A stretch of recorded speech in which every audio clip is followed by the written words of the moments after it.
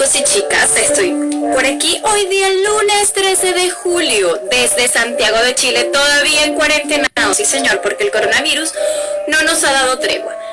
Lo estoy haciendo ahorita pasadas las 5 de la tarde porque el invitado que tengo vive en España y hay muchas horas de diferencia. Y es que quiero hablar un tema que como ahora pues se están dando casualmente casi todas las independencias de Hispanoamérica. Saludos a Iván Fran 33.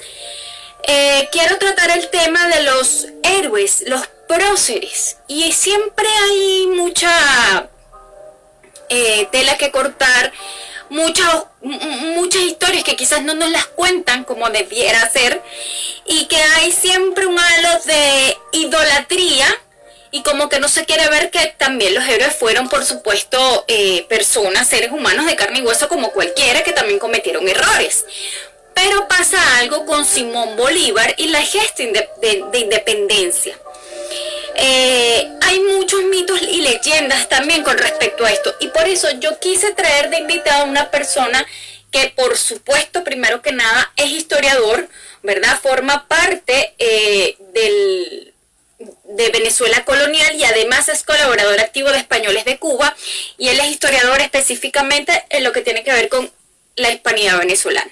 Él actualmente vive y reside en España, y por eso lo estoy haciendo hasta ahora, porque él ya tiene las 11 de la noche, más de las 11 de la noche.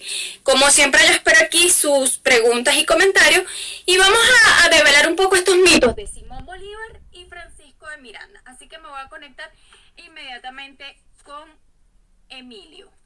Cada cierto tiempo voy a decir con quién estoy hablando. Como les digo, pueden hacer sus comentarios y todo. Hola, buenas noches. Hola, Emilio, ¿cómo estás? Bueno, buenas tardes allá en Chile. Bien, ¿y tú? Bien, buenas noches. Mire, aquí yo no sé qué pasa, pero la conexión a veces se va, se viene. Por si acaso voy a estar cambiando entre mis datos, mi wifi, porque esto acá en Chile es una locura, no sé allá. No, bueno, aquí en España no hay muchos problemas, pero de repente quizás uno nunca sabe y se puede ir la señal, pero de verdad que encantado Para por que me tengas... para transmitir. Para que me tengas paciencia por si acaso. No te preocupes. Ok, dale. Mira, Emilio, tú eres historiador y tú sabes que a veces yo siento que la historia en los colegios nos las enseñaron o muy aburrida, que era solamente la fecha, o se idolatraban a los personajes. Sobre todo yo me doy cuenta en Venezuela, no sé si te pasa eso, por lo menos yo que tengo casi 10 años viviendo en Chile, resulta que hablan de los padres de la patria, así como en Estados Unidos, y Bernardo Higgins es importante, pero no es como nosotros, Simón Bolívar, aquella cosa que prácticamente es un dios. Disculpen para las personas que somos bolivarianas, yo no lo sea, pero como que el mínimo cuestionamiento, como todas las personas tienen su lado oscuro, también cometen errores, o sea, entonces siempre es como la idolatría más allá de como el seguimiento. No sé si estás de acuerdo conmigo. No, estoy totalmente de acuerdo contigo. En Venezuela la historiografía oficial se suele basar más que todo en el personaje.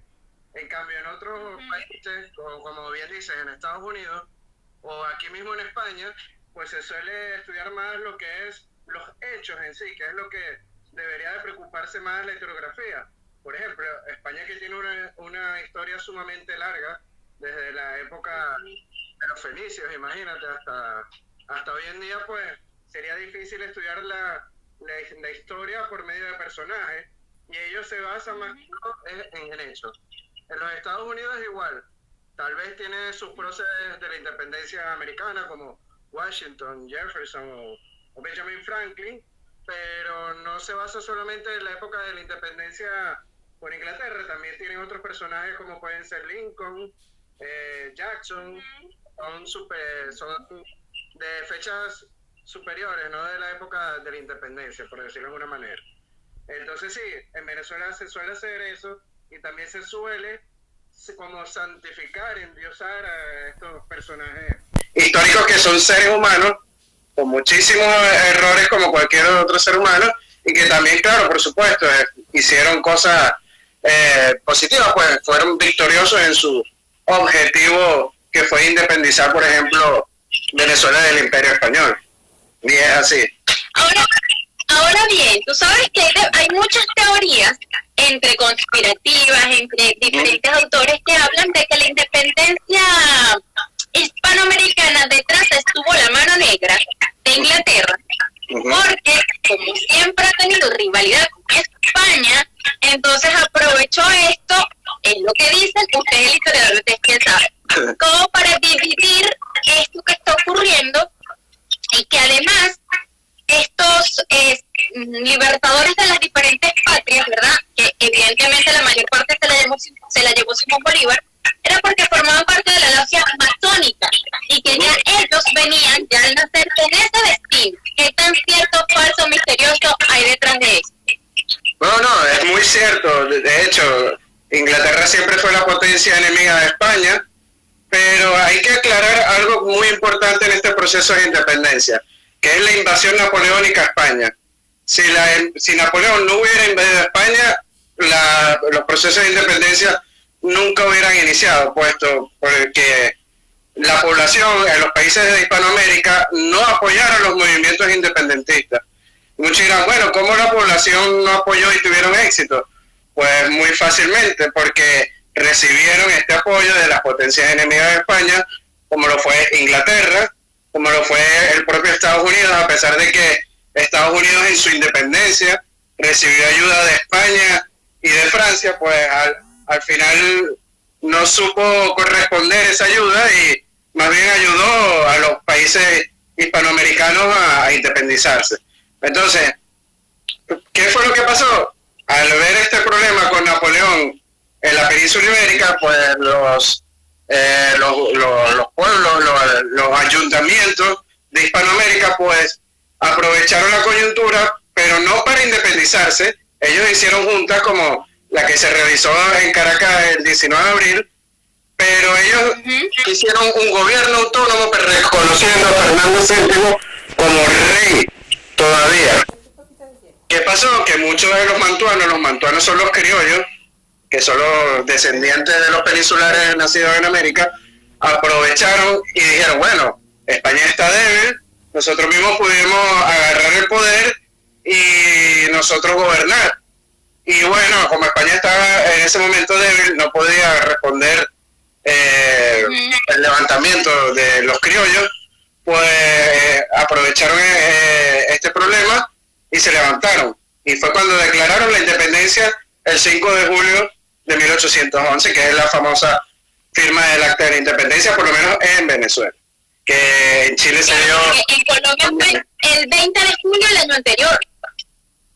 ¿Perdón? En Colombia fue el 20 de julio, pero del año anterior al de Venezuela. Correcto, sí, o sea, cada país tiene sus diferentes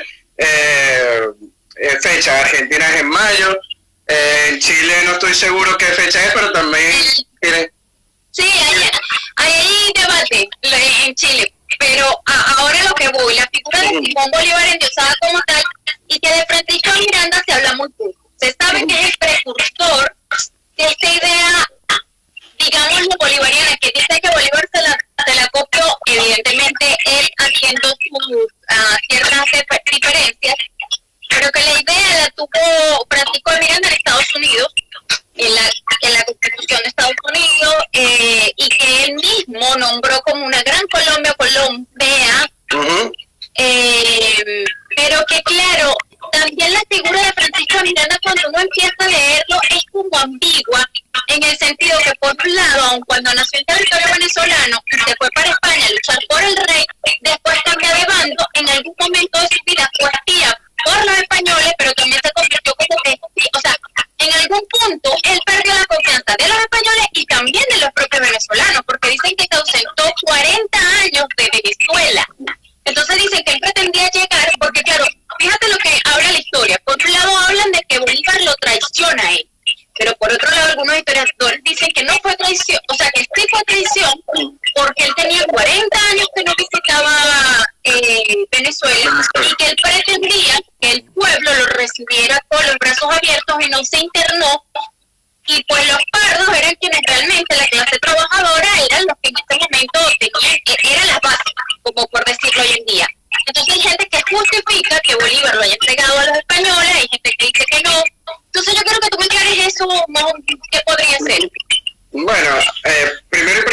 sí es verdad que Miranda estuvo 40 años fuera de Venezuela. De hecho, se dice que Miranda hablaba con un acento afrancesado, el castellano, porque como bien sabemos, la lengua franca en Europa, con lo que es hoy en día el inglés para nosotros, en aquella época era el francés.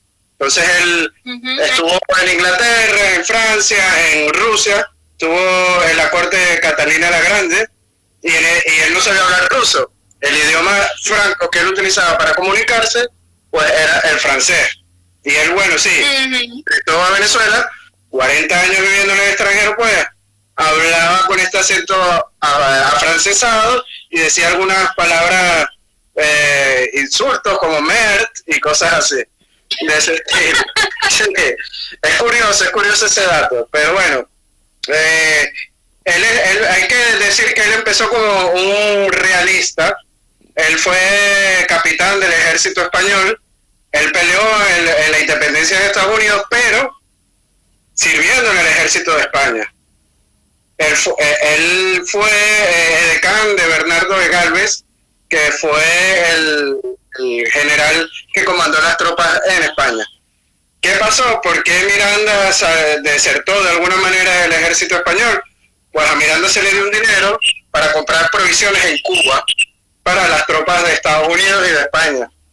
Y ese dinero lo utilizó para comprar mercancía y contrabandearla, que eso era un delito muy grave en aquella época, contrabandear mercancías. Y también se le acusó pero hasta hoy en día, Emilio, eso hasta hoy en día es un delito. Sí, claro, es un delito, pero en aquella época se pagaba con muerte y hoy en día no. O sea, era más grave el castigo en aquella época. Y entonces, bueno, y otra cuestión que se le acusaba era de tener libros prohibidos por la Santa Inquisición. Entonces imagínate, con esos dos cargos encima que se le acusaban, aunque tuvo un gran defensor que fue el gobernador de Cuba, el capitán general de Carvajal. Él siempre le defendió y dijeron que esas acusaciones eran falsas. Hay que decir eso también. Y él pidió la baja del ejército español mientras se le enjuiciaba si era culpable o inocente, pero tardaron 7 años en dar un veredicto. Y él se paseó por Europa, como dijimos, estuvo en Alemania primero, en Prusia, que en aquella época se llamaba Prusia, viendo tácticas militares del ejército prusiano, que era el mejor del mundo. Fue para la corte de Catalina, estuvo en Inglaterra, estuvo en la Revolución Francesa, él era girondino. Y en todo este periplo europeo que él hizo, pues él dijo, no quiero saber más nada del ejército español, voy para Inglaterra, y en Inglaterra estuvo en contacto con logias masónicas y hubo un plan para independizar los países hispanoamericanos de España, y él formó parte de este plan. Ahí fue cuando se hizo el desembarco de Coro, que fue en 806, y él fue con puros mercenarios ingleses, irlandeses, franceses. El pueblo no lo recibió de la mejor manera posible, no tuvo apoyo popular, y fue un fracaso de este desembarco, hay que decirlo muy bien. Sobre lo que me preguntaba de si Bolívar o no traicionó a Miranda, pues hay que decir que Miranda fue en ese momento el líder de la Primera República de Venezuela. Era como decir el presidente, por decirlo de alguna manera, de la Primera República. ¿Qué pasó? Esta Primera República perdió Puerto Cabello, el castillo de San Felipe. Al perderlo, pues prácticamente quedó derrotado. Y ellos se rindieron ante Monteverde. ¿Qué pasó? En este momento, Miranda agarró el dinero del tesoro de la Primera República para él comprar armas y mercenarios y escapar de Venezuela. ¿Qué pasó?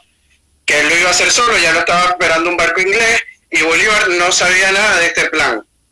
Entonces Bolívar, al enterarse, dijo, voy a pasar por armas a fusilar a Miranda. Y fue hasta La Guaira, que es donde iba a partir Miranda, y en el camino el capitán de La Guaira le dice, tranquilo Bolívar, que nosotros ya hemos negociado con Monteverde nos da pasaporte para poder irnos a Jamaica, no nos va a meter preso ni nada, pero con una condición, que entreguemos la cabeza de Miranda. Y eso fue lo que pasó. Bolívar no quiso fusilar ni asesinar a Miranda por haberse llevado el tesoro, sin decirle nada al resto del equipo, pero entregó la cabeza de Miranda a Monteverde. Entonces, ¿quién fue el traidor? ¿Miranda? ¿Bolívar? No sé, que diga el público que nos está escuchando quién fue el traidor. La verdad es que Claro, las dos partes están ahí como que jugando un doble play, vamos a decirlo así de alguna manera. eso te iba a decir yo, porque igual cuando uno se pone a adentrar más en la historia, tú dices, bueno, pero la cosa no fue tan terrible si te pones a ver, tú dices, Bolívar tenía razón. Y lamentablemente cada héroe también tuvo su castigo, porque después de que tú dices, wow, todo lo que hicieron en algún momento, ¿cómo lo castigan? Porque a Bolívar lo destierra a Páez, y después a Páez le llega su momento, entonces todo es así como bien complicado. Ahora, ¿cuáles crees tú, hablando ya de Francisco de Miranda, que evidentemente tú crees que Bolívar le robó las ideas a Francisco de Miranda? Perdona, le robó. No te Las entendí. ideas que si Simón Bolívar le robó las ideas a Francisco de Miranda, ¿se las adjuntó como propias o no? No, eso es totalmente falso. Porque Miranda, él ni siquiera se inspiró en el proyecto de los Estados Unidos, que es un proyecto liberal. Él lo que quería era una especie de incanato. ¿Qué es un incanato? Buscar un descendiente del emperador Atahualpa, que es el emperador de los incas, y que lo ponerlo como un rey, un inca, y mandar en Hispanoamérica. Él tenía la idea de un país que ya existía desde California hasta la Patagonia, pero cada caudillo independizó la república para tomar el poder para ellos. Por ejemplo, en México lo tomó Iturbide, en la Gran Colombia Bolívar, en Chile O'Higgins, en Argentina San Martín. Cada prócer agarró el poder para sí mismo. Eso fue lo que pasó y se dividieron.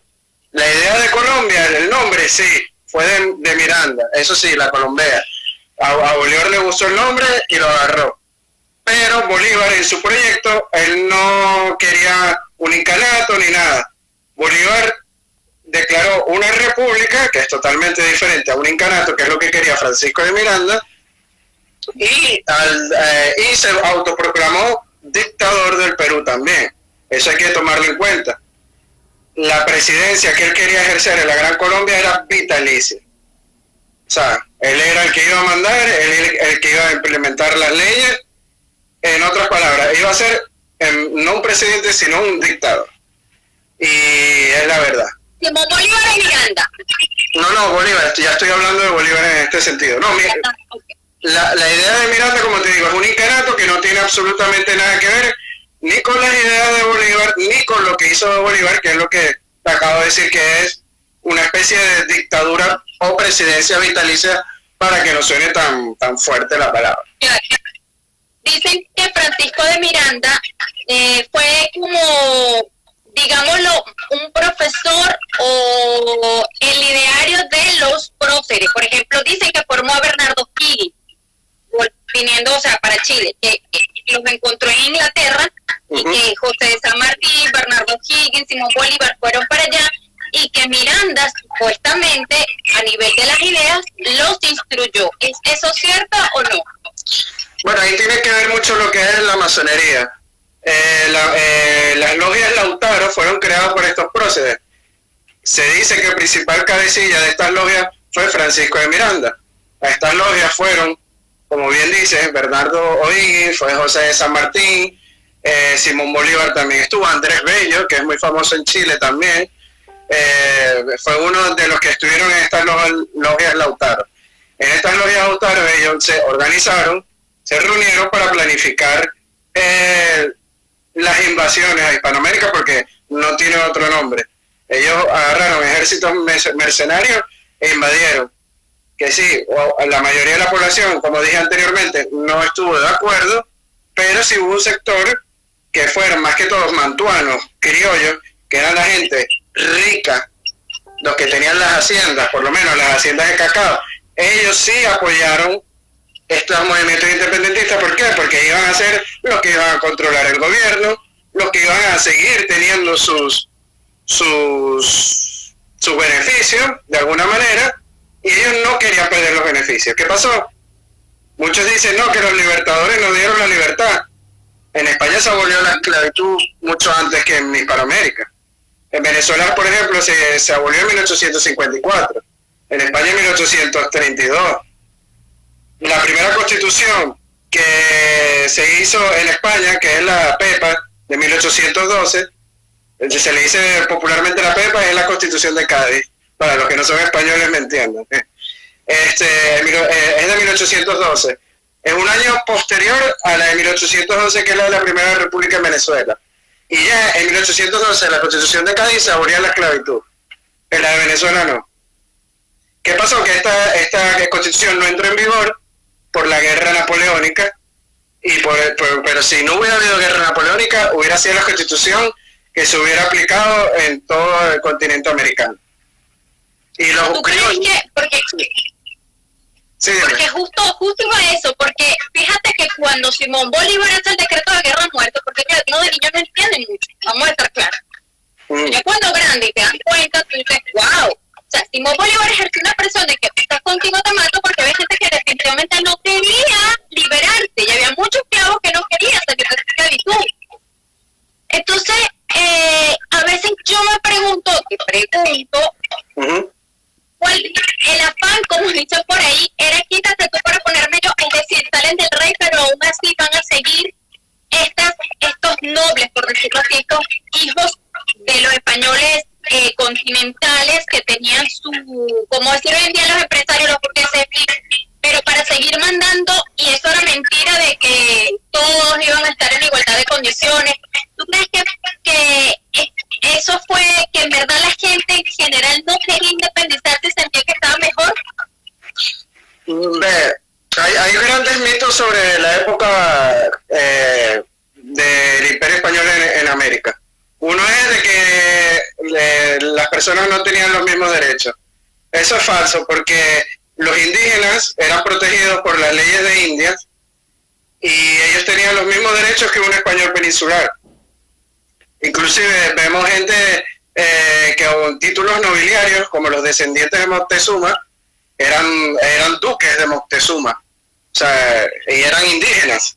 Entonces se les siguieron reconociendo títulos nobiliarios en España. O sea, tenían los mismos derechos igual que los criollos. Hubieron virreyes criollos, o sea, nacidos en América. Inclusive cuando Fernando VII fue preso por Napoleón, el presidente de las Cortes de Cádiz, de la Constitución que habíamos hablado anteriormente, fue un colombiano, fue José de Mosquera. Y él, como el rey estaba preso, firmaba los documentos como rey y regente de España. Y firmaba yo el rey en los decretos reales. O sea, y era un colombiano. Entonces tú me dirás, ¿cómo es esto? O sea, un rey colombiano, no es que los criollos no tenían los mismos derechos que los españoles. Es totalmente falso esto. ¿Qué pasa? Si es verdad que existía la esclavitud, eso es innegable, y las personas afrodescendientes, pues, sí no tenían los mismos derechos. Pero hay que aclarar algo. En esa época, en todo el planeta existía la esclavitud, no solo en los territorios españoles. De hecho, la esclavitud en los territorios ingleses o franceses era mucho peor que en los territorios españoles. Los esclavos de las plantaciones del sur de Estados Unidos escapaban a la Florida, que en aquella época era territorio de España, porque ahí podían ser libres y ejercer su cargo ejercer su vida libre, mientras aceptaran la religión católica y al monarca español como súbditos. Entonces, y si era esclavo en los territorios españoles, podían comprar su libertad y tenían un pago por su trabajo. Eso no pasaba en los territorios ni franceses, ni ingleses, y mucho menos holandeses. Eso hay que tenerlo en claro. Que sí, que también ellos podían denunciar abusos ante los tribunales, ante la Real Audiencia, si de un amo se sobrepasaba con él con los castigos. De hecho, hubieron muchos que fueron cambiados de amos por estos problemas. ¿Que hubieron abusos? Sí, como en todo. Hoy en día hay gente que abusa, que incumple las leyes. En aquella época, pues también había gente que abusaba y cumplía las leyes. Pero, si te denunciaban, pues las clases desfavorecidas, por decirlo de alguna manera, pues eran bien protegidas por las autoridades españolas. Eso hay que decirlo muy en claro. Bueno, para las personas que se están conectando, estoy hablando con Emilio Acosta, quien está en este momento en España. Él es historiador hispano-venezolano, forma parte de Venezuela Colonial y además es colaborador activo de Españoles de Cuba. Y estamos hablando justamente de los mitos, leyendas que hay en torno a Simón Bolívar y a Francisco de Miranda y a toda esta independencia hispanoamericana. Ahora bien, ¿cuáles crees tú que son los mitos más grandes de Simón Bolívar? O lo que no se haya dicho de él, en cierta manera. Bueno, como te dije, uno de los mitos es que muchos dicen, no, que Simón Bolívar, como te dije anteriormente, nos dio la libertad. Simón Bolívar nunca abolió la esclavitud en Venezuela, la abolieron los monagas en el año de 1854, o sea, casi 30 años después de la independencia. Entonces eso es un mito falso. Inclusive Bolívar llegó a tener él mismo en sus haciendas esclavos negros. Eso hay que decirlo, que mucha gente piensa, no, sí, nos dio libertad, pero no es así. Y mucha gente piensa también que Bolívar libertó, y él lo que hacía era llegar a un pueblo, y si el pueblo no lo apoyaba, pues lo pasaba en armas. Famosa es la Navidad Negra que pasó en Pasto, en Colombia, donde sus tropas, comandadas por Antonio José de Sucre, violó y asesinó a toda la población de la ciudad por 48 horas. Y a los hombres los asesinaron y a las mujeres las violaron y inclusive a las niñas también, las tropas. Entonces mucha gente piensa que Bolívar iba por cada pueblo repartiendo flores. No, era una guerra. Y en las guerras se hacen este tipo de cosas. Si llegaba a una población donde no te apoyaban, pues corría la sangre, así de simple. Pero eso no solo pasaba en ese bando, en el bando republicano, también pasaba en el bando realista. Boves también fue sanguinario, pero también hay que aclarar que las tropas realistas eran muy burócratas y hacían juicios sumariales, y si la persona se cambiaba de bando, se le perdonaba. Simón Bolívar no, Simón Bolívar tenía una guerra a muerte. Si tú eres canario o español, nada más por el simple hecho de serlo, así apoye la independencia, pues te podrían asesinar. Hay una historia muy curiosa de que Bolívar entró a La Guaira y puso en fila a las personas. Y si la persona decía naranja, como le dicen los españoles con la J, pues pasaba cuchillo. Nada más por el acento. Es uno de los mitos que pasan. Y es así, pues, las guerras son sangrientas de bando y bando. Pero bueno, Bolívar, hay que decir que fue un gran político. ¿Por qué? Porque él supo comandar las tropas y consiguió lo que quería, que era independizar a esta nación americana. Que lo que consiguió fue bueno o malo, bueno, eso ya se lo dejamos al público para su análisis. Pues porque yo pienso que un país que llegaba desde California hasta la Patagonia es mucho mejor que 20 repúblicas divididas, no sé, es lo que yo pienso. Claro, esa es la pregunta que te hago justamente porque ahora se le está dando un nuevo vuelco a esto de la independencia y hoy en día está cobrando más vida que antes, precisamente por eso, porque dicen que quizás si no hubiera habido independencia, de repente, aunque déjame decir que España igual también está hoy en día convulsionada políticamente, sí, quizás hubiera podido ser una potencia para hacerle frente a Estados Unidos, a lo que hoy en día es Estados Unidos como la primera potencia del mundo.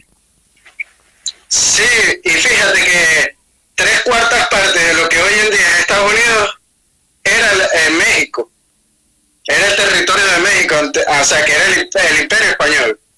Lo que es California, Texas, Florida, Arizona, Utah, Colorado, todos estos estados pertenecían a México. Si no se hubieran dividido estas repúblicas, yo creo que se hubiera podido defender México de una mejor manera en la guerra contra los Estados Unidos y no hubieran perdido la mitad de su país. Ya por ahí, ya sacarlo por ahí. ¿Por qué? Porque la mayoría de los minerales que tiene Estados Unidos, como el oro, el cobre, el aluminio, el hierro, etcétera, todos estos minerales, la mayoría están en el oeste de los Estados Unidos, que es la zona rica del país que antiguamente pertenecía a México. ¿Qué hubiera pasado si México hubiera tenido esos territorios hoy en día junto a Argentina, Chile, a Venezuela, Colombia? Todo eso unido con una buena administración. Yo creo que en la balanza del mundo, por lo menos, estuviéramos entre las tres primeras potencias del mundo fácilmente. Claro, también habría gente que te diría, bueno, pero estaríamos supeditados a una corona española, no pudiéramos escoger presidente, no tendríamos quizás esa independencia que la gente habla. A veces hay que sopesar, a veces uno dice, ¿realmente es tan conveniente? Alguien por ahí, un colega periodista me decía, ¿será que el régimen de gobierno democrático es el mejor del mundo? Bueno, esas son teorías, como bien dices, pero podemos llevar la teoría a la realidad. En España se elige hoy en día presidente. Hay democracia. O sea, yo creo que los ciudadanos en América, si hubiera seguido siendo el mismo país, pues hubiera podido elegir presidente. Muchos dicen, pero seríamos colonia. Las Islas Canarias es parte de España y no son colonias. Son españoles igualmente que un peninsular.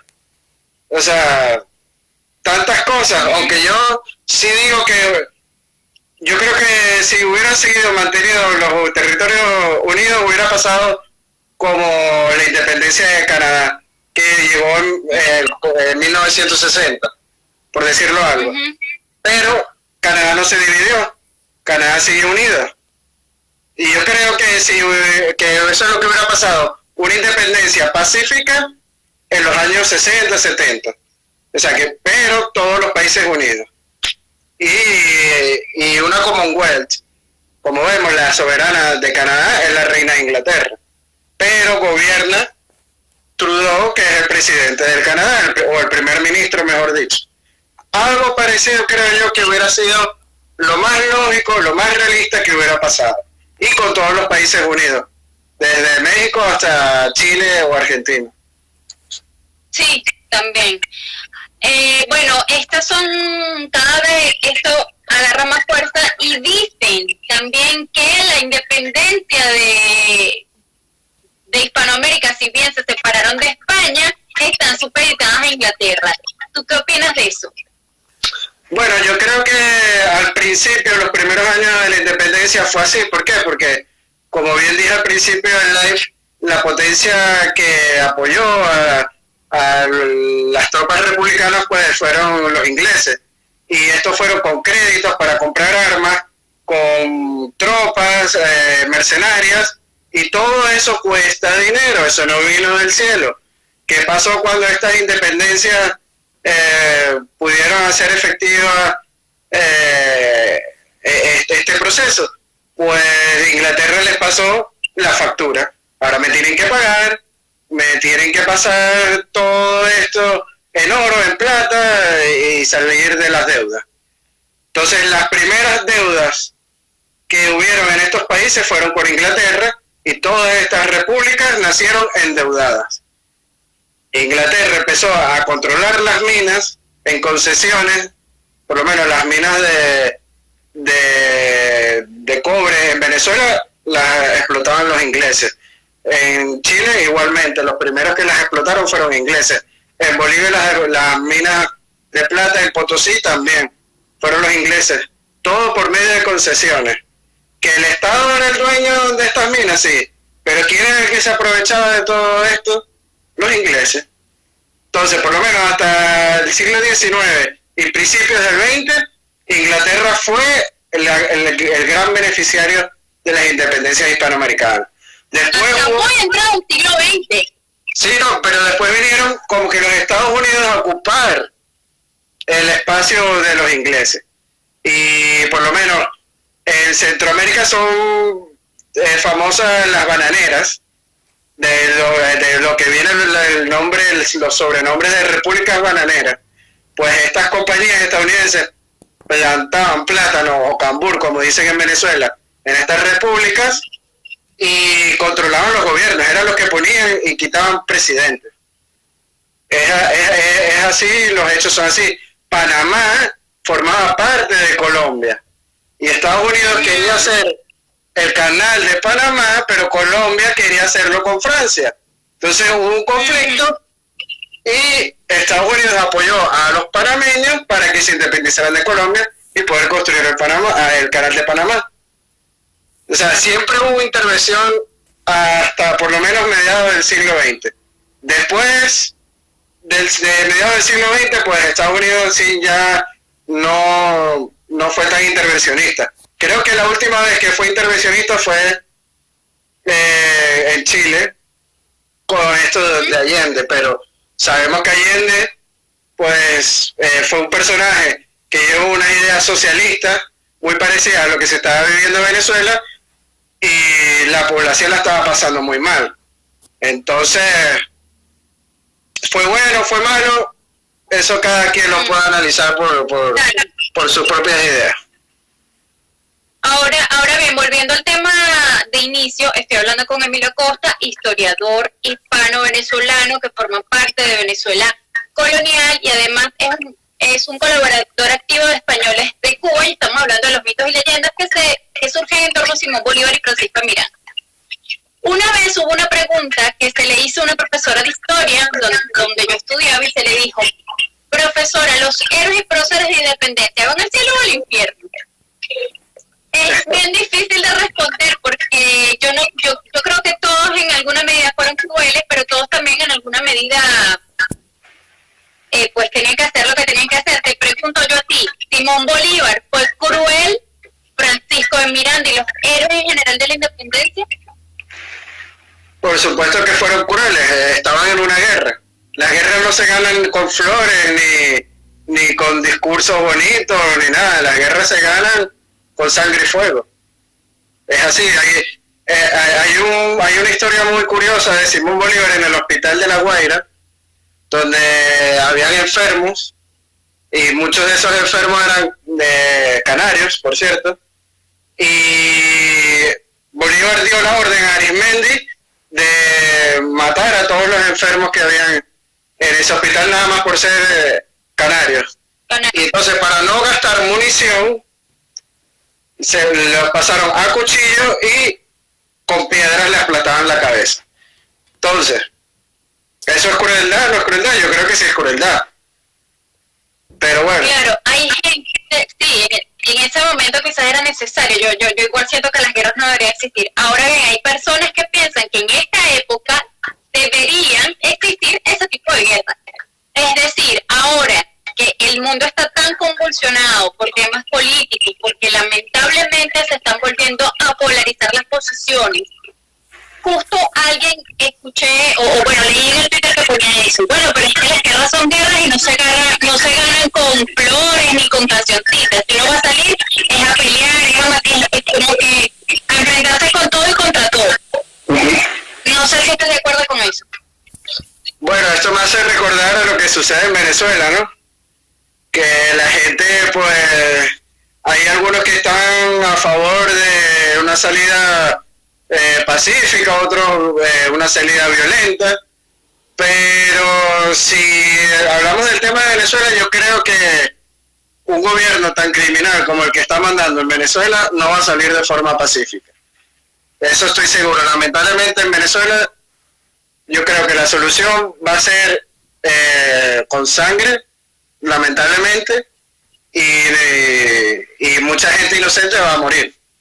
Es lo que yo pienso como historiador, de que he analizado muchos conflictos bélicos y no hay ninguna otra forma. La otra es muy pesimista, que es el caso de Cuba, que están ahí de hace 60 años y no ha pasado absolutamente nada y tienen el control de la isla. Entonces, es lo que yo pienso de estas dos opciones que pueden ocurrir con respecto a Venezuela. Ahora, con respecto a otro tipo de conflictos, como lo puede ser en el Oriente Medio, pues ahí hay muchas manos metidas y eso sí tiene un análisis más polarizado. Sí, más complejo, más polarizado. Mira, aquí Bitcoin Food and More dice, Bolívar era un psicópata y Miranda era un arrogante. Bueno, esa pregunta, Bolívar psicópata no creo que fuera porque si no, no hubiera tenido éxito. Yo creo que era una persona que utilizó la inteligencia para su beneficio y tuvo éxito. Que las guerras, como dije anteriormente, pues se ganan de una manera sangrienta, no hay de otra. Y Miranda un arrogante, sí, era arrogante. Hay muchas cartas de personas que lo conocen, que él pensaba que por haber peleado en la Revolución Francesa, haber sido capitán, se hacía pasar por conde en la corte de Catalina la Grande, y no era conde, el conde de Miranda, se hacía llamar. Y sí, era un poco arrogante, según las cartas de personas que lo conocieron. Y Bolívar, efectivamente, porque también hay por ahí como un rumor que dice la gente, los que no son muy adeptos a Bolívar, que Bolívar no escribía sus cartas ni sus pensamientos, sino que se los hacían otras personas. Sin embargo, hay gente que dice que sí, que Bolívar era un tipo muy inteligente, que se había formado también en España, que se había formado en Francia, y que él sí escribía su famoso discurso de Angostura, su carta a Jamaica, y todas sus visiones como estratega militar, porque hay gente que hasta duda de eso. Tú como historiador, eso sí está comprobado de que él era estratega militar, de que él sí salía a pelear y a batallar y que él efectivamente sí escribe estos tratados políticos, económicos, militares. Bueno, él era una persona muy ocupada y tenía escribanos. Muchas de las cartas que se le otorgan a Bolívar, pues se supone que él las dictaba y había un escribano que las hacía por él y él lo que hacía era firmarlas. A lo mejor por esa idea van los tiros que me está diciendo, de que no, que él no escribía sus cartas. Sí, pero no. Las dictaba y él tenía un escribano porque es normal. Una persona con tantos oficios pues necesita ayuda para hacer este tipo de comunicación. Escribía muchas cartas al día. He escuchado que escribía hasta 30 o 40 cartas al día en pleno proceso de independencia de la guerra. Ahora bien, con respecto a ciertos trámites jurídicos, él copió mucho ciertas partes jurídicas de Carlos III, de las leyes de Carlos III españolas. Por lo menos lo que son los juicios sumariales, los indultos. Es famoso el juicio a Piar. En el juicio a Piar se le aplicó las bases jurídicas españolas en ese juicio. Pero se pasó por alto que las decisiones no pasaban por un juez, sino que él era el que escogía las personas que iban a ser los testigos, decir, los que iban a dar el dictamen, pues todo esto lo escogió Bolívar. Que las leyes españolas pues sí eran más independientes a la hora de escoger este tipo de personal para los juicios. La Constitución de 1811 también tiene mucha base de las leyes hispanas, pero también hay que reconocer que se inspiran en las leyes francesas. O sea, yo creo que es un poco de cada cosa esto que me acaba de decir. O sea, tiene un poquito de cierto lo de las cartas, un poquito de cierto lo de las leyes, y sí, copiaba algunas cosas, y algunas cosas él las hacía a su manera como buen presidente vitalicio. Y ya para terminar, porque yo sé que estamos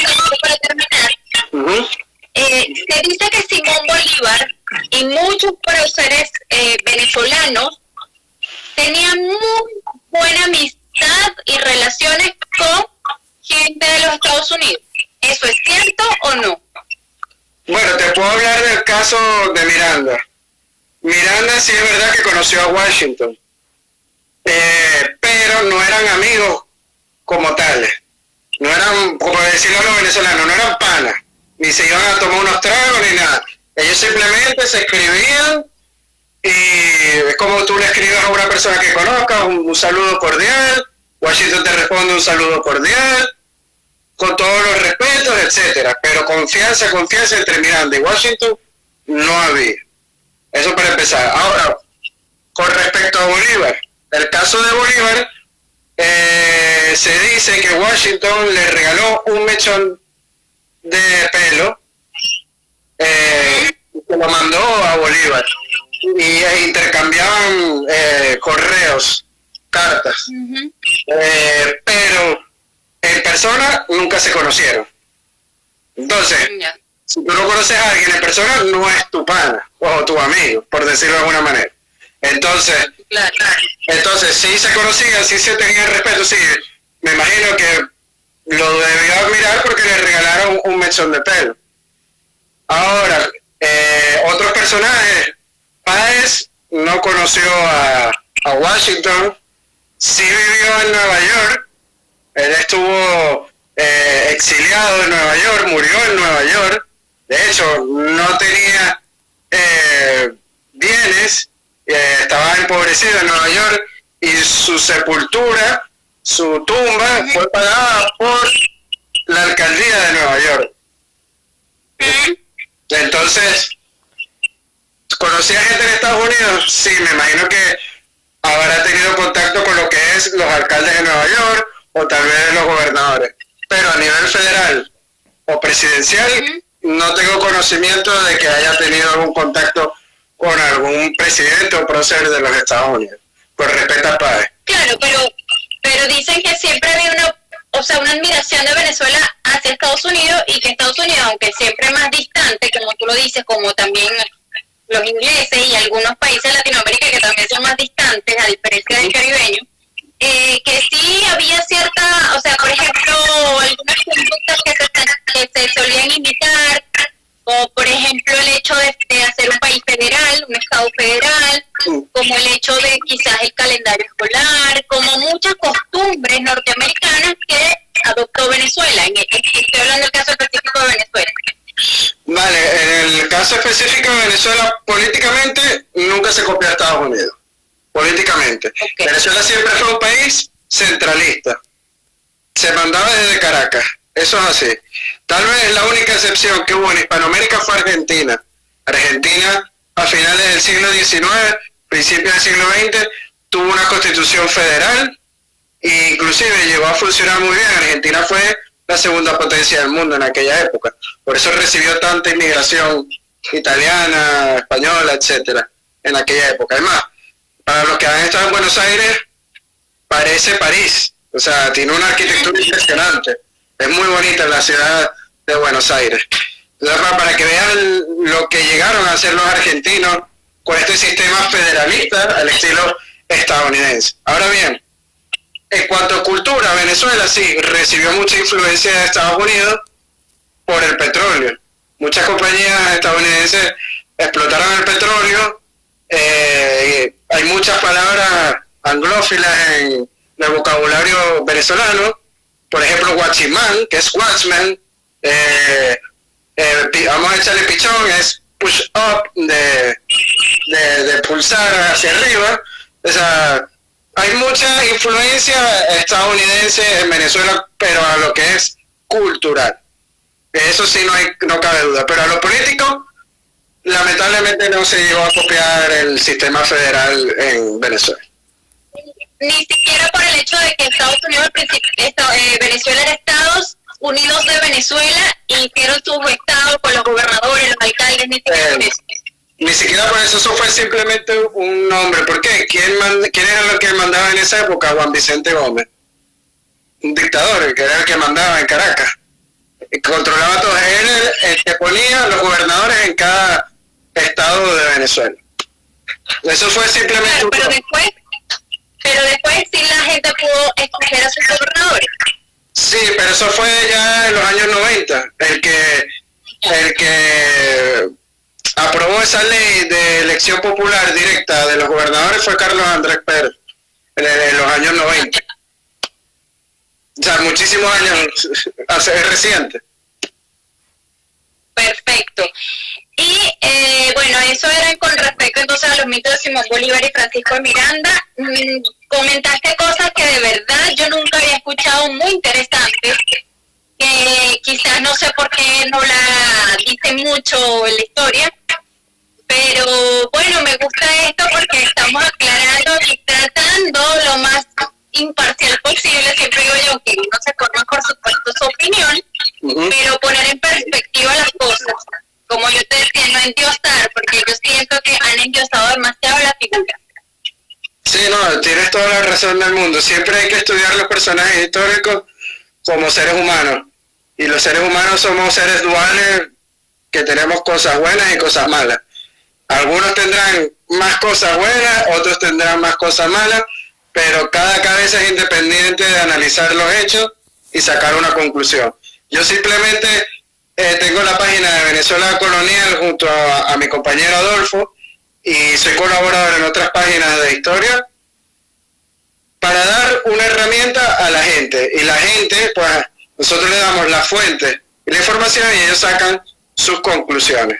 Tratamos de ser lo más parcial posible y que la gente, pues, analice la situación, y de verdad que es lo que hacemos como historiadores. Claro, como la página Hispanismo, no sé si sabes cuál es. Sí, por supuesto. Nuestro amigo Juan Álvaro fue el que nos puso en contacto contigo y le agradezco mucho. He colaborado con ellos. Una vez hice un artículo sobre la Casa de la Moneda de Chile, la CECA de Chile.